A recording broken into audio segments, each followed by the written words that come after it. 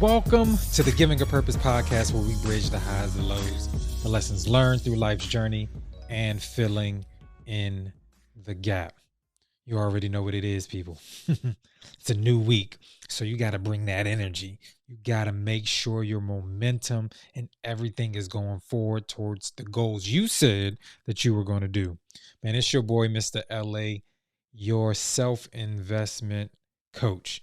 Listen, man, I'm here to help you in any way I can. And today we are going to do the same, man. I appreciate you guys. Listen, if this is your first time listening, what I need you to do down in that corner over there, make sure that you subscribe. All right. Make sure you subscribe. And if you're already a subscriber, tell somebody, tell them to subscribe. Also, leave a review. Listen, we're out on all major platforms, and I want people to get the information that you're getting, that you're enjoying, that you're appreciating. So let them know. But if you're new, like I said, make sure you hit that subscribe button, click the bell so you can get all the new, fresh weekly episodes. Man, something came to me, and I'm not sure if I'm going to make this a series yet, but I'm going to kind of break it down and kind of do some steps. I might do a series, but we'll see how it goes. And this week, man, I want to talk to you guys about the power of we. All right. If that makes sense. The power of we. And what I mean by the power of we is, it is an acronym. So we, the W and the E, stands for work ethic. Listen, man, I am so in tune and focused on that, because it is so important. As you know, I am a self-investment coach, but I also coach sports. I've coached football and I coach baseball as well. And something that I preach to my players, and also to my students in the classroom, is your work ethic. And, you know, if I want to start in the classroom, I tell them, you know, it's always about how you take information and how you apply it, and what's your routine, and how disciplined you are when you don't feel like it. Listen, I've seen students who are just naturally just, they get it quick. But I also have to let them know that'll get you into some colleges. That'll also get you maybe some scholarships.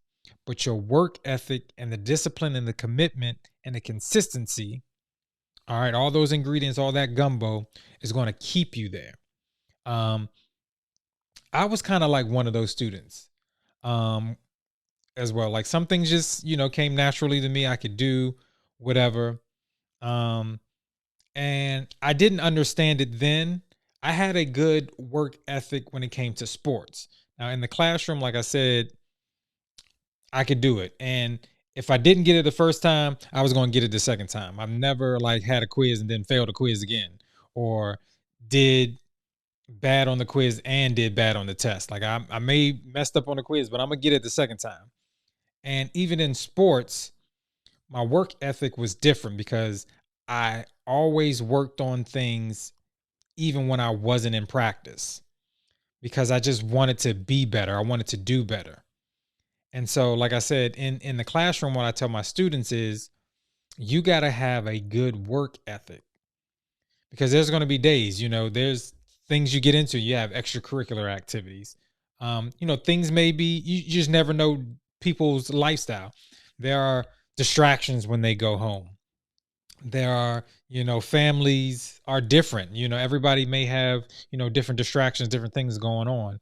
And what I tell them is, what's going to get you through it is your work ethic.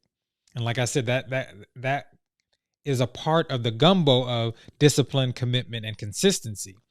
But if you build those great habits, like, your work ethic is going to allow you to accomplish all the things, because the work ethic, right,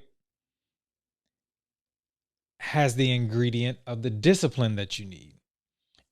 And once you understand that your discipline is going to override your feelings, or how you're feeling at that time, your work ethic and the discipline is also going to help you when things get difficult. I know for me growing up, sometimes I would give up on things because things would come so easy to me. And when they didn't come easy, I would stop because I didn't have the discipline and I didn't at that time build up the work ethic. You see what I'm saying?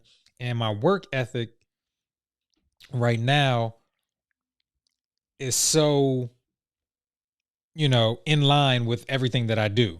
Like I have to have a routine for everything. Everything has to be planned out. I have to execute. And now one of the ingredients that I'm adding to my work ethic is being in the moment. I'm such a planner in my mind with things, right? And so there are opportunities where I plan things out where I used to plan things out, right? I could plan my whole week out. But while I'm doing the goal or whatever the case may be, when I'm doing the accomplishment, the goal, the task, I'm already thinking about the next thing. I'm always in my chess mindset. But what I also have to realize is I can plan it out, right? And things sometimes or most of the time don't always go according to plan. But allowing myself to be in the moment so when I do audible, I can learn the lesson for next time, or I can have something else in my toolkit that will help me the next time that I plan. And even when it comes to certain things as enjoying yourself, man, I could get so caught up sometimes because I'm so used to thinking forward. I could be relaxing and already be thinking about the work week. Basically, let me be honest with you. That's how my Sundays are. You get to the weekend, you enjoy, get off work Friday, Saturday, you may have things to do, you may relax. And then Sunday is some point in Sunday, I'm already thinking about Monday and like, oh man, Monday is coming. Now, like I said, it has its good and its bad. I don't have the attitude when Monday gets here, oh, it's Monday because I've already planned it out and I'm using the momentum that I've built up. But then there's always, instead of just enjoying the Sunday as well, I'm also focused on what Monday is going to look like. So it's about having that balance. So I want you guys to understand in your work ethic, you got to have a balance of enjoying it as well and being in the moment. There's nothing wrong with planning. There's nothing wrong with thinking forward and different things like that. But also be in the moment and enjoy it as well. All right. That should be also a part of the ingredient of you being successful. All right. So there's so many other things that I want to break down and get in, but I want to make sure the power of that you understand having a good work ethic and what that looks like.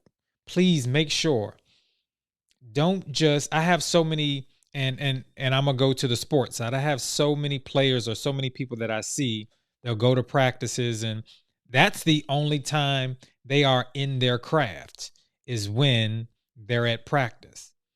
But your work ethic and your greatness will come. What are you doing when nobody else is watching? That's the that you need.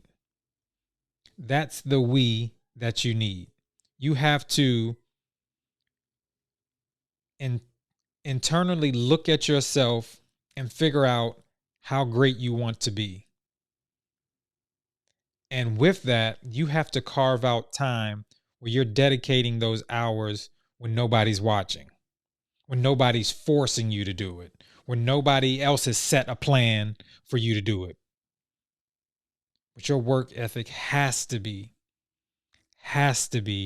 greater than your feelings, greater than your circumstances. Because life is going to happen. Circumstances are going to come. Feelings are going to get hurt. But what are you going to do when you still got to wake up in the morning and go to that job? You still got to wake up in the morning and play that sport. You still got to wake up in the morning and do the things for your family. You still got to wake up in the morning and do the things for yourself. But you got to have a great work ethic to be great. All right. I want you guys to kind of think about that. I want you guys to kind of let that marinate in your mind. What does your work ethic look like? All right. What kind of person do you want to be? What level do you want to get to? And what will determine that is the power of your the first part. which is your worth ethic. So like I said, I think I'm going to break this down in parts. I'm just going to leave you guys with the work ethic, and then we'll go to part 2 of the work ethic as well. And I'll give you guys that piece. Man, hopefully that was some good stuff for you guys. Hopefully that has you guys kind of thinking about what you need to do in your discipline, in your commitment, in your consistency to make your work ethic grow and be tight as it needs to be. Man, I appreciate you guys. I love you guys. Thank you for tuning in like you do all the time. All right. I need you guys to make sure you follow me on all these great things. If you want to follow me, the brand Mr. LA_2 on Twitter and Instagram. Also, you can find on Instagram the Giving a Purpose podcast page. It's giving_a_purpose_podcast. And also, if you're watching here, you already know you're already locked in to our YouTube channel. Make sure you check that out. But if you don't know, if you're just listening to this, yes, we do have a YouTube channel, Giving a Purpose Podcast. All right. So please check those things out. Let somebody know, man, I'm trying to take it up. I'm trying to get some more followers, not necessarily me personally, but the message and the purpose. All right, man, let's bridge that gap. Let's fill it in. Let's help the next generation out. Let's help each other out. So I need you guys to do the most important thing that I ask you guys to do all the time. And that is make sure that you live on purpose and make sure you live in purpose. I'll see you guys next week. Peace. You've been listening to the Giving a Purpose podcast. We hope you've enjoyed the show.